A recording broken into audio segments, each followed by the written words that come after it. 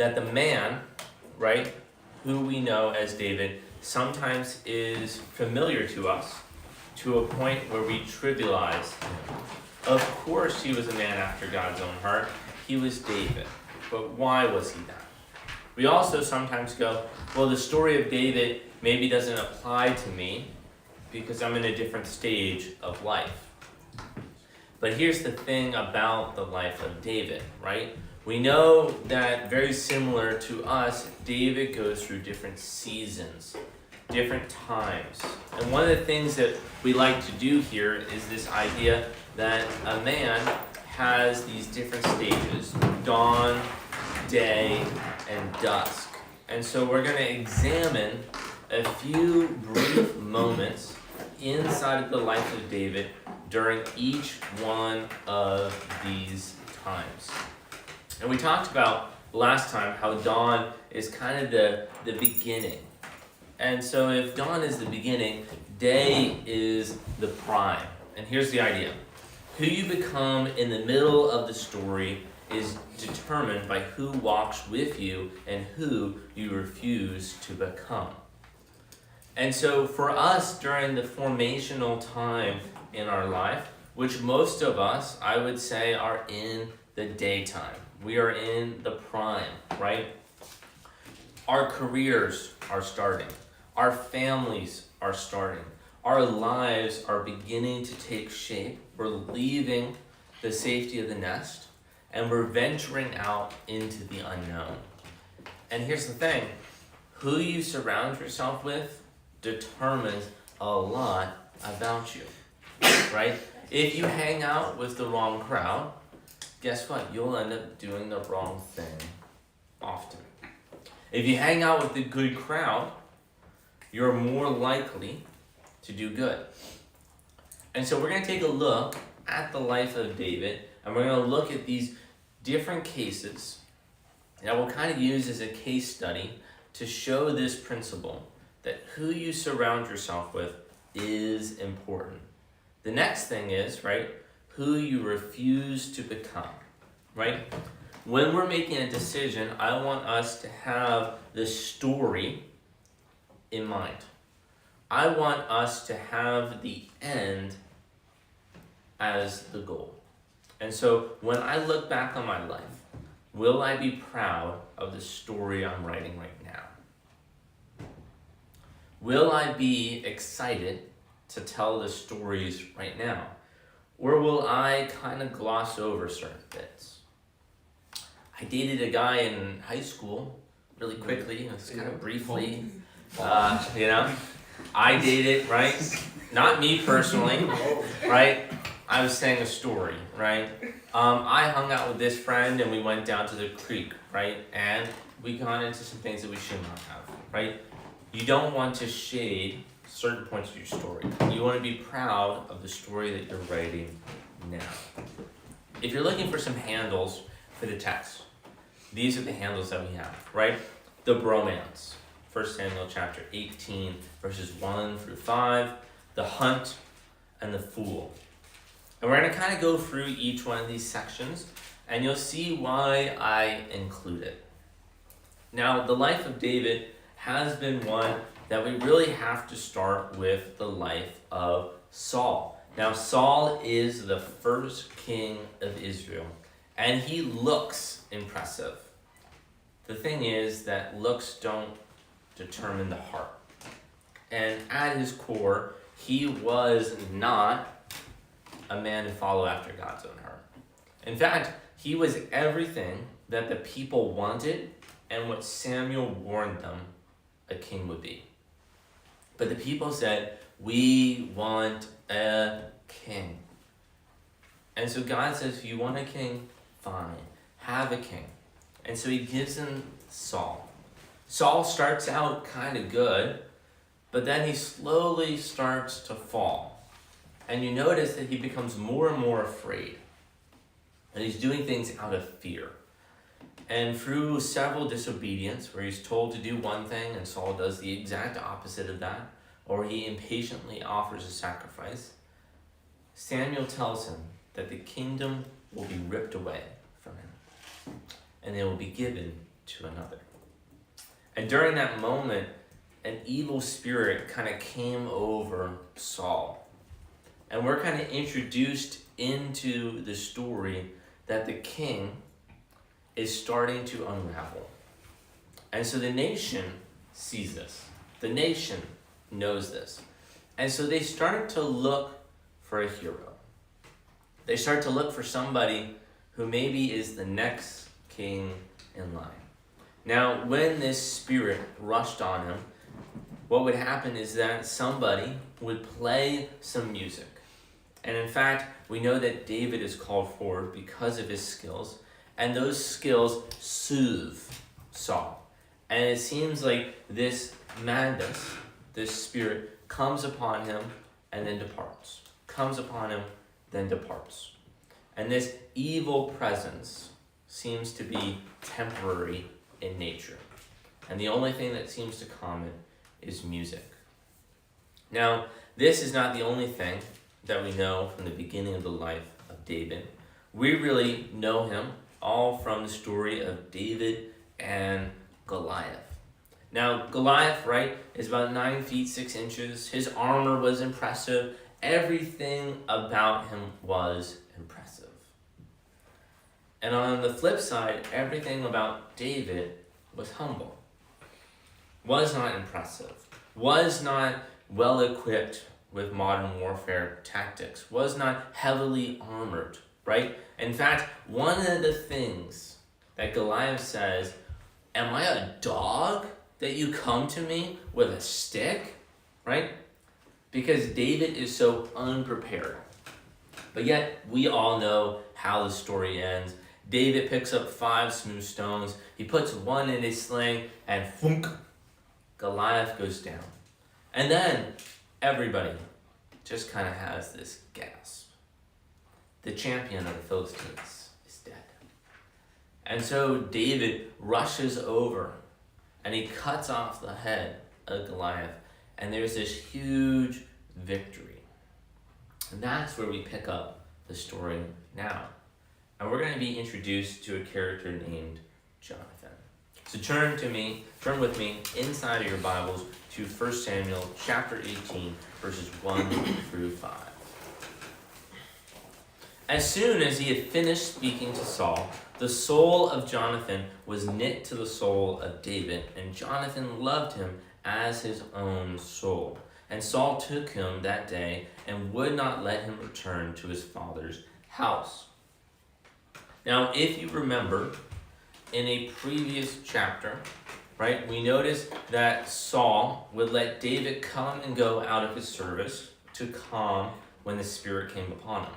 But now, he's like, dude, I cannot let this champion, this hero, leave.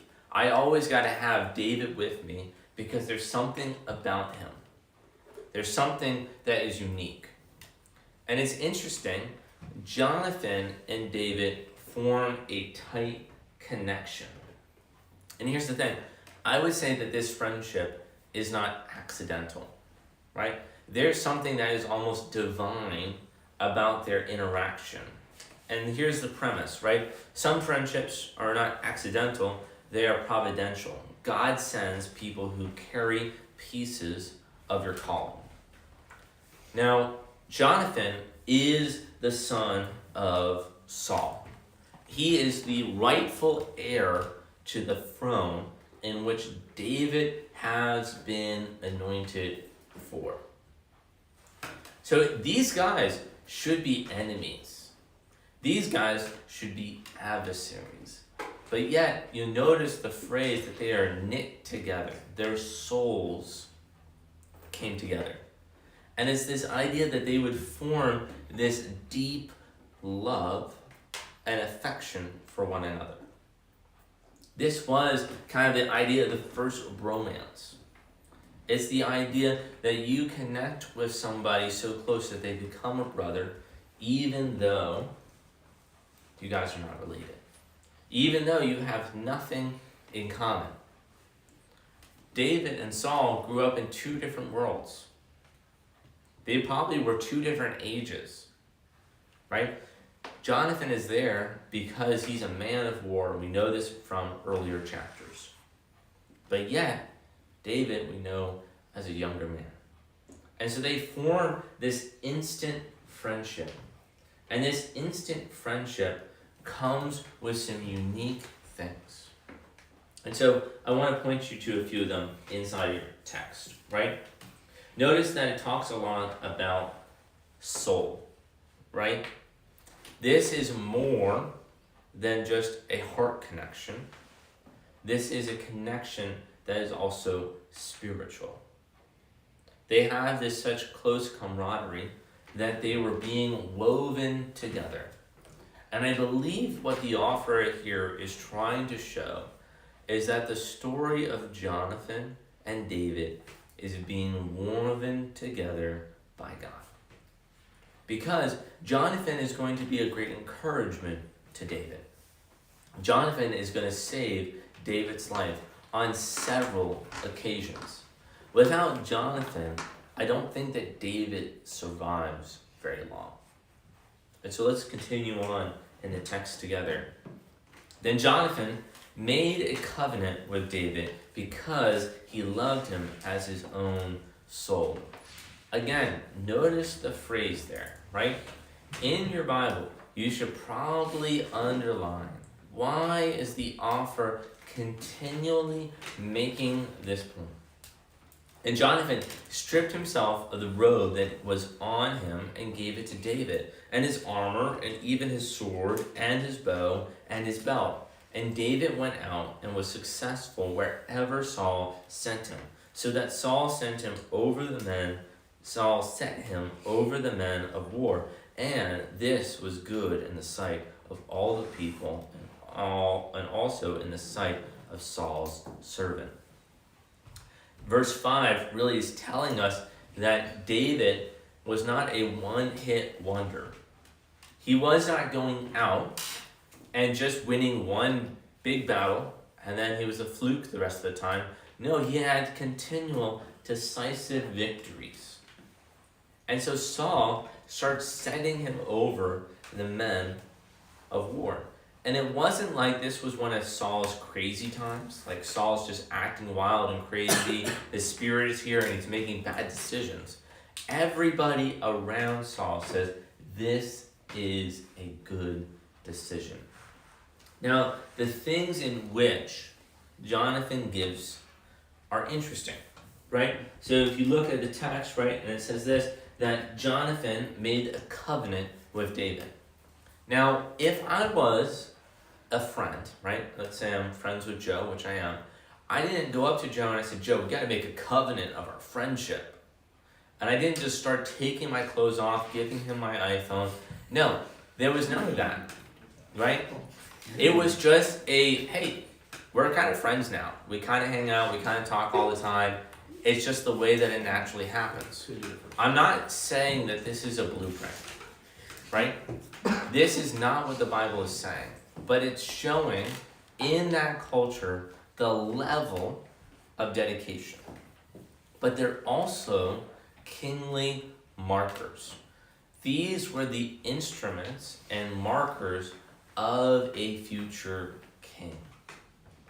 Now, the reason why I think that Jonathan makes this covenant is because Jonathan realizes he's not the future king.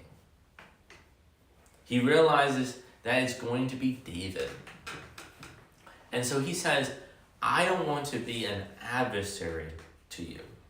I don't want to harm you. I have no quarrel with you. In fact, I want to be a friend. And so what he does is he strips himself of all of the things he would use to hunt David. His bow to hunt David, his sword, his weapon regalia, his armor. And he says, I want to give these to you, saying, I will not go after you. Instead, I want to protect you. I want to arm you.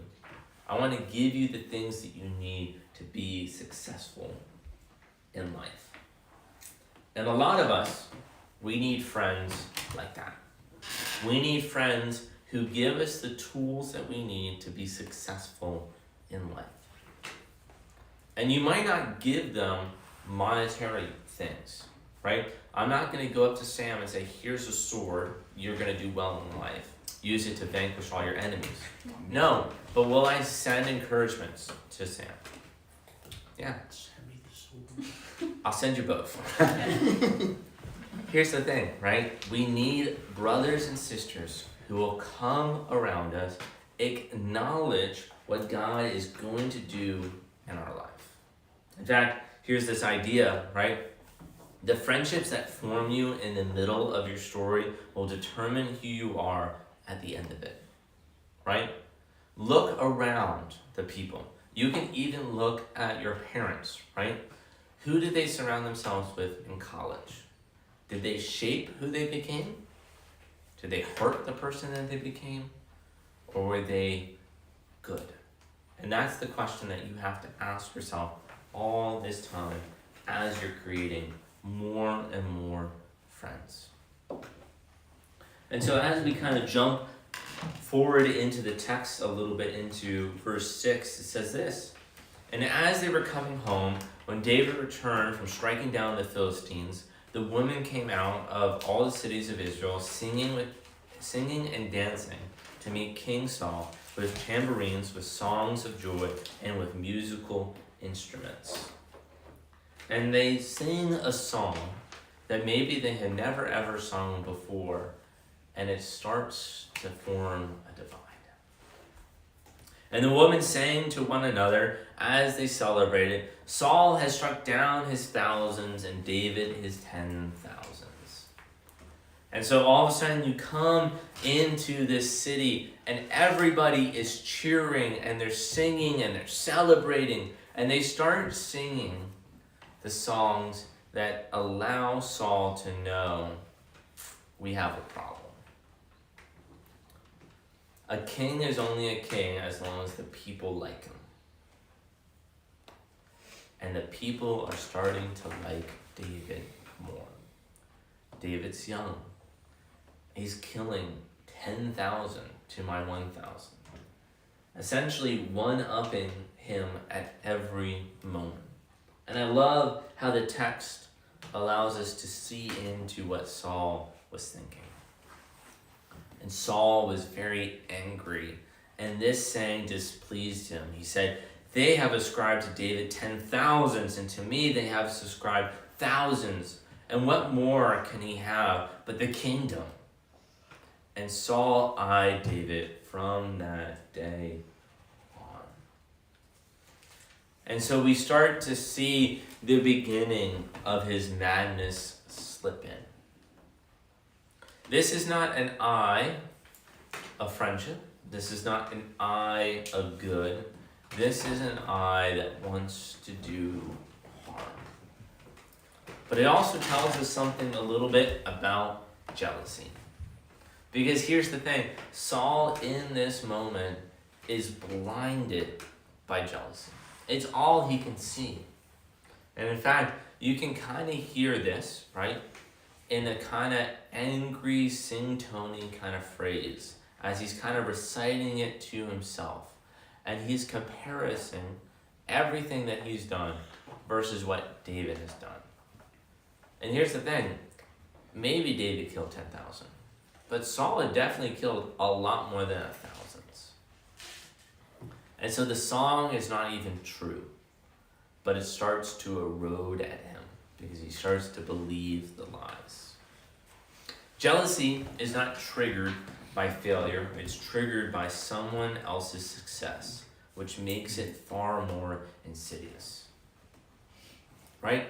We see somebody excel at work, and we instantly get jealous. And it's not by our failure, right?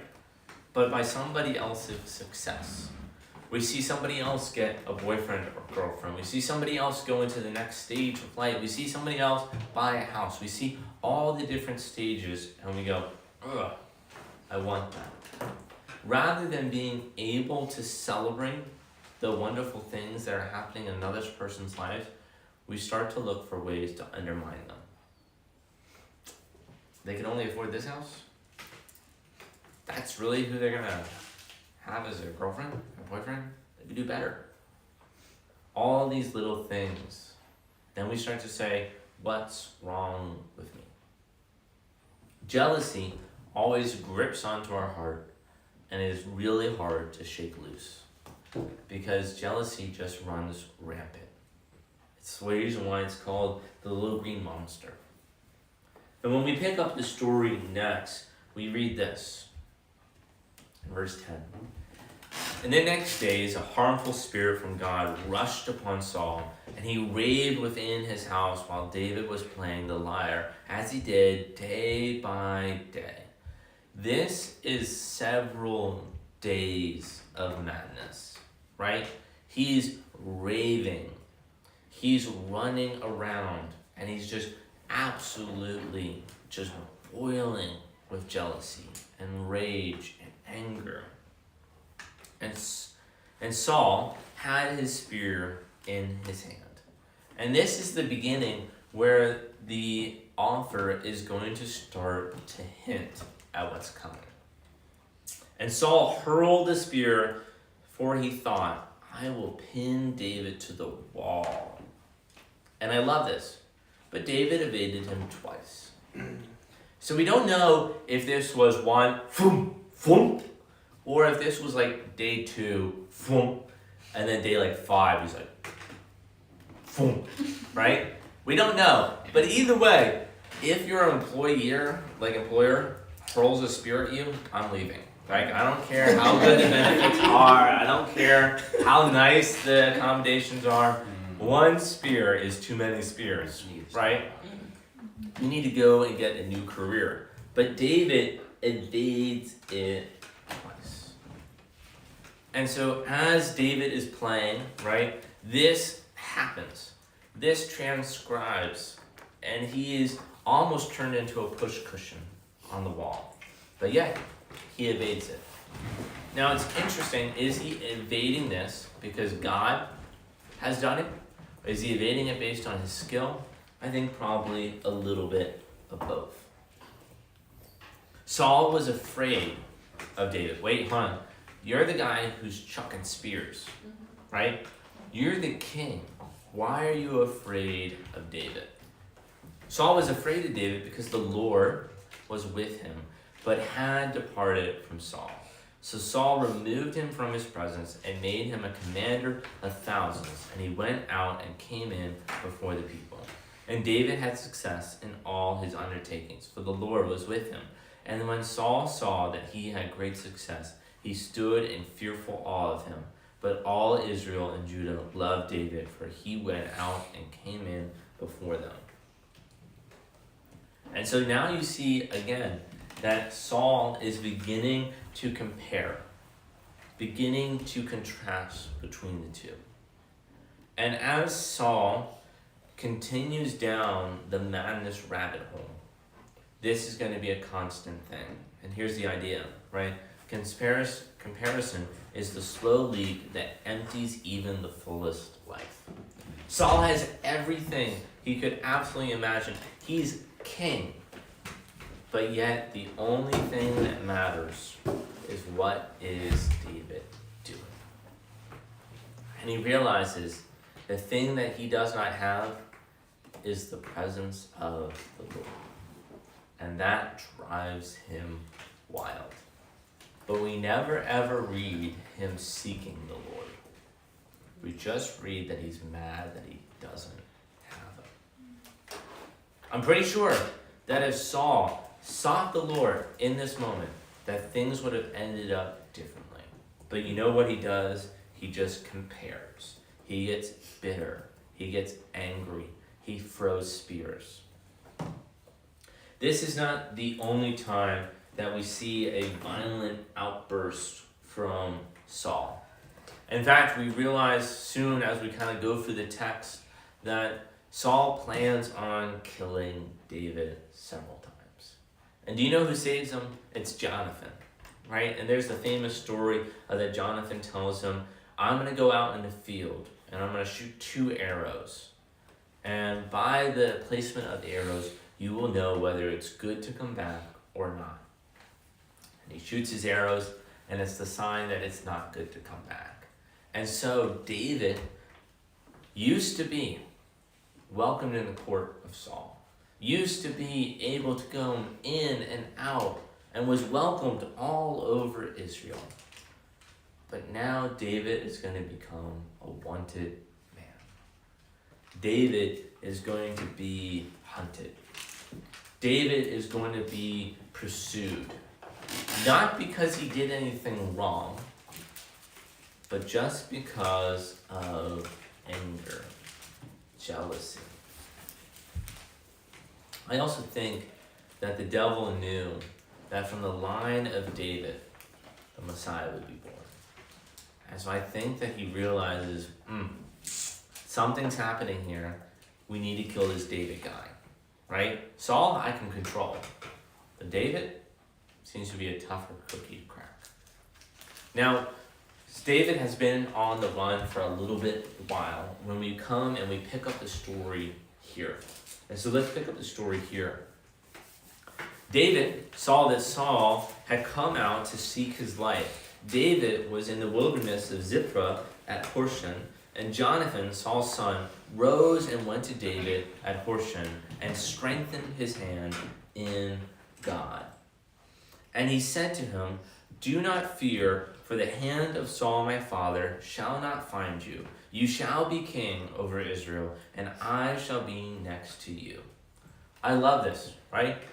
Not next to him ruling, but next to him in a position where he's helping, where he's being an ezer, one who is a helpmate. "You shall be king over Israel, and I shall be next to you. Saul my father also knows this." And the two of them made a covenant before the Lord. David remained at Horshan, and Jonathan went home. And so we see that finally the boy band, the romance, is back together. Jonathan and David. And notice what they do again. They make a covenant. They make a promise, right? And what does Jonathan do? Jonathan saw what David did not know. Everybody already knows he's going to be the future king. David now knows this. Jonathan knows this. Saul knows this. Israel knows this. But yet there's going to be this wilderness part where he's going to be hunted. And does Jonathan come and say, "That's rough, buddy"? But no, he encourages him. And he repeats scripture back to him. "Do not fear. For the hand of Saul, my father, shall not find you." Now, Jonathan found David, which meant that Saul most likely could also find him. But Jonathan, I think, starts playing interference for David. Starts blocking and starts allowing David to have a little bit of breathing room. And we see that David stays there. Now we're going to jump into chapter 24. And we're going to start in verse 1. It says this: "When Saul returned from following the Philistines, he was told, 'Behold, David is in the wilderness of En-gedi.' Then Saul took 3,000 chosen men out of all of Israel and went to seek David and his men in front of the wild goat rocks." Now, if you notice the phrase, "when Saul returned from following the Philistines," Saul just led a giant campaign to push back the Philistines and to follow them out of their country. Now he has everybody mustered for war, and he chooses out of that war party 3,000 chosen men to go after David and his band of merry men. And he says this, right? "And he came to the sheepfold. By the way, there was a cave, and Saul went in to relieve himself. Now David and his men were sitting in the innermost part of the cave." Now, this story has some humor to it, right? And so Saul happens to be stumbling around the wilderness of En-gedi, And if you've ever been there, I've had the wonderful opportunity to go. It is just a whole bunch of caves in this really lush area because it's an oasis, right? You can see the Dead Sea in the distance. And so really this is an unhospitable place and then a moment of life. And so David and his men go there, one, because you need water, right? Wilderness survival, right? Desert climate, you need water. It was also really easy to see people coming at you. And so then you could go hide. And so David and his men are hiding here. And you know what they say? We see people coming, let's go and hide out in a cave. Now Saul is on this war party and he's going around and he realizes that there's a little bit of a rumbling in his tummy, right? The Taco Bell is not quite sitting well. And so he looks and he sees a cave and he says, wow, it's nice and cool. This would be a great place for a king to sit on his throne. And so he goes into the cave. Now, Providence would have that he goes into the same exact cave that David and his men are hiding. And so if you're David and his men, you are just holding your nose and holding your breath, right? Because you do not want to let the king know that you're there. In fact, this is wild that he chose this cave, but he's also going to be at his most vulnerable time ever, right? He's not going to the bathroom with an entourage. He goes off by himself to have some time alone on the throne. And the men of David said to him, here is the day of which the Lord said to you, behold, I will give your enemies into your hand, and you shall do to him as it shall seem good to you. Then David arose, stealthily cut off the corner of Saul's robe. And so all of his men are saying, go up, cut him, right? Stab him up. It's time to take out the king and to flush him down the drain. But yet, David decides he's not going to do that. But this is such a good opportunity that I feel like he can't help himself, but he's going to take a little corner of the rope.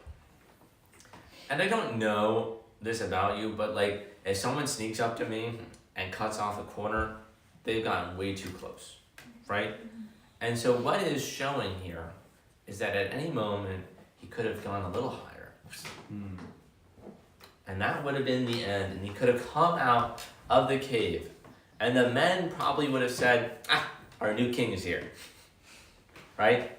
There would have been no comments, no questions, no concerns, right? And all of the people who are in the wilderness with David hiding are like, now is the time. Do it. Become the king. They even quote a prophecy that was made about him, but they changed a few of the words. Now I love this, right? So he does this, he pulls off this little prank where he cuts the corner of the robe. And he doesn't start laughing about it. It says this. And afterward, David's heart struck him because he had cut off a corner of Saul's robe. He feels bad about harming the garments that the king wears, even though this dude was hurling spears at him, even though he's chasing him all the way around. David's heart is so in tune with God's that he feels bad for doing this.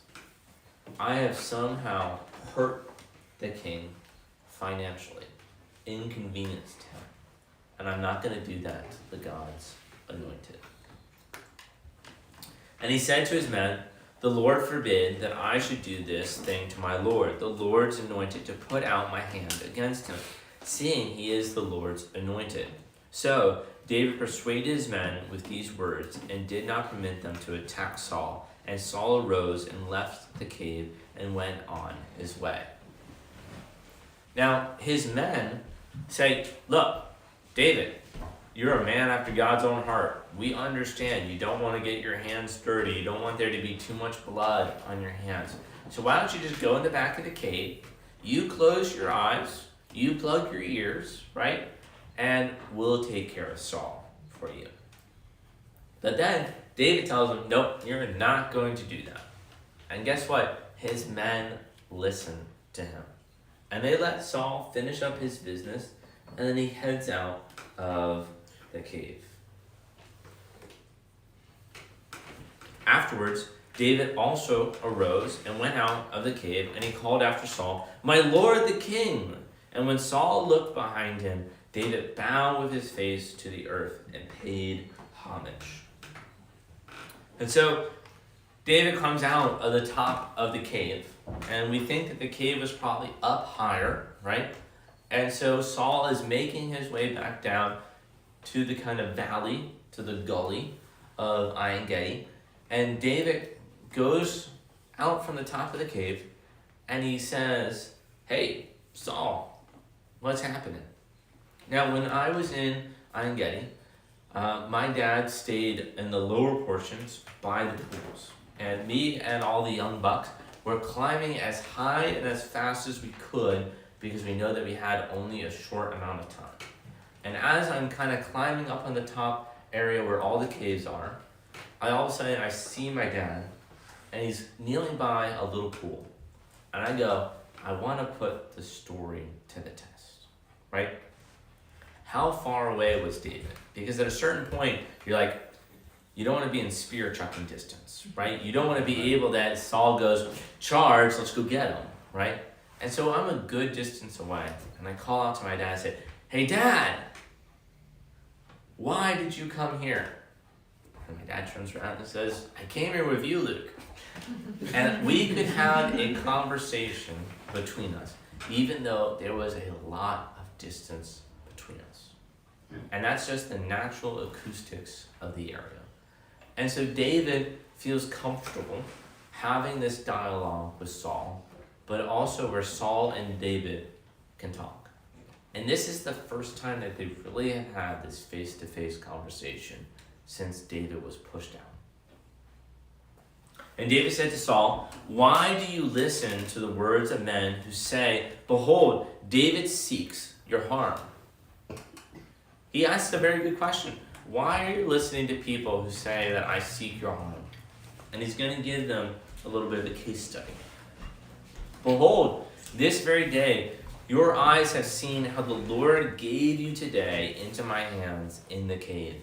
And some told me to kill you, but I spared you. I said, I will not put out my hand against my Lord, for he is the Lord's anointed. See, my father, see the corner of your robe in my hand. For by the fact that I cut off the corner of your robe and did not kill you, you may know and see that there is no wrong or treason in my hands. I have not sinned against you, though you hunt my life to take it." Now, he gives this whole entire spiel. And he says, look, have I done anything wrong? I could have at any moment taken you out, but yet I decided not to. And he says, here's the evidence. Here's my trophy. He says this, "May the Lord judge between me and you. May the Lord avenge me against you, but my hand shall not be against you. As the proverb of the ancient says, out of the wicked come wickedness, but my hand shall not be against you." This is a great premise for us, right? When there's difficult things in our life, there's difficult people, when we have maybe an enemy or an adversary, right? Don't try to seek vengeance. Don't try to get even, because guess what? You only become even with someone who you don't even want to be like. And so instead, let God be the judge. Let God hash it out, because guess what? God is going to judge at the end. And you want to have a story that you are proud to tell. David, if he became king this way, would he be proud? So David, how did you become king of all of Israel? Well, Well, you see, the Lord's anointed was on the throne. Oh, so he was in his palace. Well, he was in a cave. Oh, he was a cave in his throne? He was on the toilet. Oh, he was on the toilet and you just stabbed him in the back? Oh, wow. What a king. Right? No. He lets God write a story that is better than the story his men could come up with in the cave. Better than what would have been easy and immediate. What would have been the instant gratification. He instead decides, I'm going to take the long route. After whom has the king of Israel come out? After whom do you pursue? After a dead dog? After a flea? He's saying this that, look, I'm nobody, right? I'm a flea. May the Lord therefore be judge and give sentence between me and you, and see to it, and plead my cause, and deliver me from your hands. He realizes that the only one who can save him out of Saul's hand is God. God didn't need David to take Saul out. He needed David to trust that he would handle it. And too often, we face lots of Goliaths in our lives, and we trust God for that. But sometimes on the repeated, long adversary, we don't. We want to take it out. We want to do that. But yet, that is not what we are called to do. This exchange ends, and it says this: as soon as David had finished speaking these words to Saul, Saul said, "Is this your voice, my son David?" And Saul lifted his voice and wept. He said to David, "You are more righteous than I, for you have repaid me good, whereas I have repaid you evil.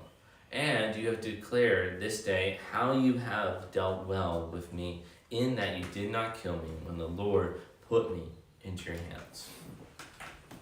If you notice here, right, he kind of gives a pseudo golden rule, right? Do unto others as you would like done unto yourself, right? Notice that here in the text. He finishes it and it says this: "For if a man finds his enemy, will he let him go away safe? So may the Lord reward you with good for what you have done to me this day. And now, behold, I know that you shall surely be king, and that the kingdom of Israel shall be established in your hand. Swear to me, therefore, by the Lord, that you will not cut off my offspring after me, and that you will not destroy my name out of my father's house." And so the king has this aha moment and says, you know what? I understand that you will be king. I accept it. But I ask for you to be a man of your word and make a covenant that you will not seek vengeance on my family. Right? Here's the thing. In ancient times, when you took over in a political assassination, you killed the rest of the family. You didn't want anybody else mustering support. Well, we supported your father, Jonathan, so we support you. No, so what you do is you kill everybody. That way, the name of that king line would be erased. You see this throughout history in all the kingdoms. And so this portion of David's life kind of ends, but he's still kind of out there in the wilderness, right? Because things are not quite safe back then. Saul is kind of this person who has these dual personalities, where he's really kind and sweet, and he's like, hey, I understand you are the king. And then other moments he's like, where's David, right? And so because of that, he still lives out in the wilderness. And that's where we run into this story called The Fool. So turn with me to 1 Samuel chapter 25. Now, Samuel died, and all Israel assembled and mourned for him, and they buried him in the house of Ramah, where David rose and went down to the wilderness of Paran. Now, the reason why the author takes this moment is that the person who was there to anoint David is now dead. So you can't go, hey, Samuel, can you vouch for me? And so now he's in a more precarious position. The other thing is, Samuel was God's mouthpiece. He was talking to the people.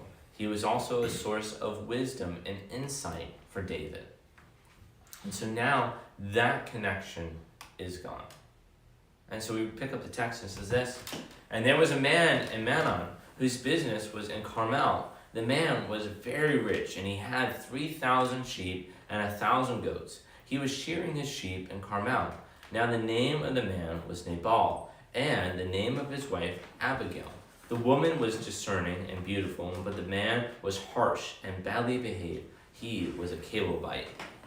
And so we meet these two characters, right? Nabal and Abigail. And Nabal, his name literally means foolish, right? And Abigail means wise. Now, when I think of Nabal, all I can think of is like Jabba the Hutt. I don't know why, but Jabba the Hutt comes to my mind all the time. And so we are introduced to these two polar opposites, but somehow they're married, right? And so we're going to run into this story about the fool and the wise woman. David heard in the wilderness that Nabal was shearing his sheep. So David sent 10 young men, and David said to the young man, "Go up to Carmel and go to Nabal and greet him in my name." Now David, as he is in the wilderness, he starts to gather many people who are sympathetic to his cause or are on the run themselves from Saul. And so David gathers all of these mighty men together, and they kind of become this little militia group or these band of protectors. And so as they're in the wilderness, right, they're watching over Nabal's shepherds. And so David tells them, it's time to go see if Nabal remembers our kindness to him. And thus you shall greet him.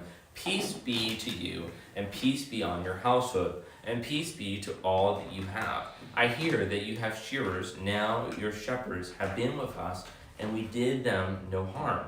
And they missed nothing all the time that they were in Carmel. Ask your young men, and they will tell you. Therefore, let my young men find favor in your eyes, for we come on a feast day. Please give whatever you have at hand to your servant and to your son David. And so essentially, they are told that they're going to go and ask Nabal for a tip. Right? Hey, when you guys were in Carmel, remember, we didn't steal any of your stuff. We could have raided your shepherds. We could have harassed them. We could have taken anything. Did you ever notice how no lions or bears came and attacked your sheep? That was my man. You notice how there was no bandits who took your sheep or nothing was stolen from you? That was my man protecting you. And so since you're having a festival, since you're having a feast, please give something out of your abundance for me and my men. And this is what happens. When David's young men came, they said all this to Nabal in the name of David, and then they waited. And Nabal answered David's servant, "Who is David? Who is the son of Jesse? There are many servants these days who are breaking away from their masters." And so what he's saying is, I know who Jesse is. I know who the son of Jesse is. I know who David is. You're on the run. You're breaking away from your master Saul. With a simple word, I could have him up here. I'm doing you a favor. And he's saying, who are you against the great house of Nabal? You have nothing. Your father maybe has 3 sheep. I have thousands. These are my many servants these days who are breaking away from their masters. Shall I take bread and my water and my meat that I have killed for my shearers and give it to men who come from I do not know where? He's saying that David has acquired all of these people, and who knows where they come from, whether they be good or bad. So David's young men turned away and came back and told him all of this. And so Nabal throws these insults at David's men, and they come back to go talk to David. And David said to his men, "Every man strap on his sword." And every man of them strapped on his own sword. And David also strapped on his sword. David is mad. Now, the sword that David has at this moment is the sword of Goliath. So he's strapping on this big old sword. And he says, you know what? It's time to go to war. We protected them all this time. But you know what? Protection ends now. Let's go get them. Let's go get what is ours. Now, David, being a tactician, says this, and about 400 men went up after David, while 200 remained with the baggage. And so there's 600 men are there, and they're part of David's mighty men. And these guys start to the process of going on the warpath. And here's the big idea that we see. Nabal was a fool. The real danger was David becoming one. Right? We see that Nabal is known for being foolish. He's known for being a hothead. But now David is acting foolish. And we're going to see that somebody comes to his rescue. Somebody who's unlikely. But one of the young men told Abigail, Nabal's wife, "Behold, David sent messengers out of the wilderness to greet our master, and he railed at them. Yet the men were very good to us, and we suffered no harm, and we did not miss anything when we were in the fields, as long as we went with them." So as long as we had their protection, we were good. But the moment that we did not have it, things took a turn. And the servant says this, "Now therefore know this, and consider what you should do, for harm is determined against our master and against all his household. And he is such a worthless man that one cannot speak to him." Now men, right? Do not be so foolish that you don't have people speaking life into you. Ladies, do not be so foolish that you do not allow people to speak life into you, right? Jonathan is able to speak wisdom. And we find that what separates David from Nabal is that he listens to reason. And so, again, Abigail and this servant have this conversation, and immediately Abigail decides that she's going to spring into action. Then Abigail made haste and took 200 loaves and 2 skins of wine and 5 sheep already prepared and 5 seahs of parched grain and 100 clusters of raisins and 200 cakes of figs, and laid them on donkeys. And she said to her young men, "Go on before me, behold, I come after you." But she did not tell her husband Nabal. Right? He's not going to listen to wisdom. It would be like throwing your pearls for swine. And so she does this without asking, because she knows it's what's going to save them. And as she rode on the donkey and came down under the cover of the mountain, behold, David with his men came down towards her, and she met them. Now David had said, "Surely in vain have I guarded all that this fellow has in the wilderness, so that nothing was missed of all that belonged to him, and he has returned me evil for good. God do so to the enemies of David, and more also, if by morning I leave so much as one male of all who belong to him." David is now starting to spiral like Saul. Notice he's starting to talk to himself, and he's getting more violent as he's coming down. And he's saying, "I did all of this, I. And guess what? I'm not going to leave a single man alive. I am going to be strapped and ready to rock." When Abigail saw David, she hurried and got down from the donkey and fell before David on her face and bowed to the ground. She fell at his feet and said, "On me alone, my Lord, be the guilt. Please let your servant speak in your ear and hear the words of your servant." And so she's asking for a moment. And she's showing all of the goods that she's bringing as a peace offering. And she's going to make her case. "Let not my Lord regard this worthless fellow Nabal, for as his name is, so he is. Nabal is his name, and folly is with him. But I, your servant, did not see the young man of my Lord, whom you sent. Now then, my Lord, as the Lord lives, and as your soul lives, because the Lord has restrained you from blood guilt, and from saving with your own hands. Now then, let your enemies and those who seek to do evil to my Lord be as Nabal." Right? Now what she is doing here is classic, right? She is saying, I want you to think of the consequences of this decision, and I want you to write a better story. I don't want you to shed all this bloodshed, right? Notice that she says, "Now then, my Lord, as the Lord lives and as your soul lives, because the Lord has restrained you from blood guilt." David, if you go and kill everybody, you will be guilty. You will have innocent blood on your hands.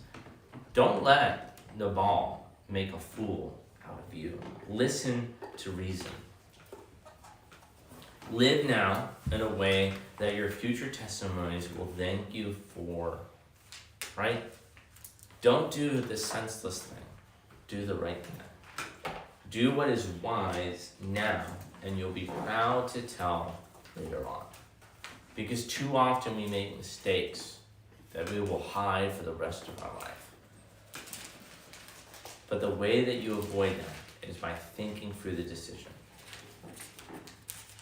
If I do this, this leads me to that. What kind of story do you want to tell? And now, let this present that your servant has brought to my Lord be given to the young man who followed my Lord. Please forgive the trespass of your servant, for the Lord will certainly make my Lord a sure house, because my Lord is fighting the battles of the Lord, and the evil shall not be found in you so long as you live. And again, she doubles down. She says, look, I know you're not an evil person. I know that there's not this evilness inside of you that will be found. So therefore, don't let it be. I know that you fight for the Lord. You represent the Lord. So act like you represent the Lord. Don't do the senseless thing. Do the right thing. If men rise up to pursue you and to seek your life, the life of my Lord shall be bound in the bundle of the living in the care of the Lord your God. And the lives of your enemies he shall sling out as from the hollow of a sling. Hold on.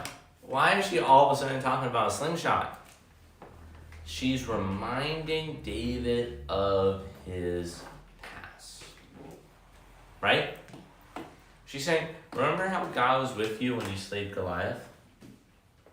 May they be, your enemies, be like that. May they be shot out. May you be gathered together as in a bundle, the land of the living.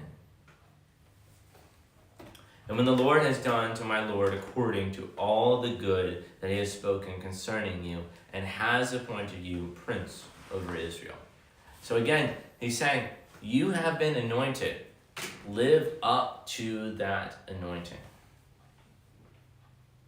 My Lord shall have no cause of grief or pangs of conscience for having shed blood without cause, or for my Lord work salvation himself. And when the Lord has dealt well with my Lord, then remember your servant. Remember, when you do well because you skip on the bloodbath that you're about to pour out, remember your servant. And David said to Abigail, blessed be the Lord, the God of Israel, who sent you this day to meet me. David realizes that this was not Abigail speaking to him, but was God speaking to him through Abigail. A moment of encouragement, a moment that snapped him out and said, focus, remember who you are. Blessed be your discernment, and blessed be you who have kept me this day from blood guilt and from working salvation with my own hands. Right? He didn't do it in the cave. Why would he do it now? For as surely as the Lord, the God of Israel, lives, who has restrained me from hurting you, unless you had hurried and came to meet me, truly by morning there had not been left in Nabal so much as one male. And again, David tells his threat again of what he would have done. And again, this gives us this idea. And this is kind of like our big final life application moment. One fool does not get to define your legacy unless you let him. And here's the thing. The thing that will destroy your legacy is usually you. Your foolish decisions, right? Men, right? We can look at many people who were strong pillars of faith, who made foolish decisions, foolish compromises that destroyed their legacy. I think of Ravi Zachariah, right? You can go off and you can list a whole bunch. Don't let somebody else write a story for you. Don't be foolish when you could be wise. The end of the story is Nabal eventually hears about this, what his wife has done, and he immediately becomes sick. And within a few days, he dies. And do you know what David does? He remembers his servant, and he goes and he wipes up Abigail. He's like, man, that is a woman who knows wisdom, who knows discernment. That is somebody who I want by my side. Fellas, that's who you should be looking for in a wife. That's who you should be looking for in a girlfriend. Does she have discernment? Is she able to take me when I might be angry and upset and reroute me? Is she somebody who reminds me of my potential and what God has called me to be? And that's the one for you. If not, I highly and strongly recommend that you find somebody else. Now, we've learned a lot today. And we talked about a lot of different things, and we talked about how the people who you surround yourself with define who you are. And as you guys are all in this critical stage as young adults, it's important to make sure that you have people around you who are pointing you to Christ, who are reminding you of the story that you are writing one decision at a time. So let's write a good story together. Join me in a word of prayer.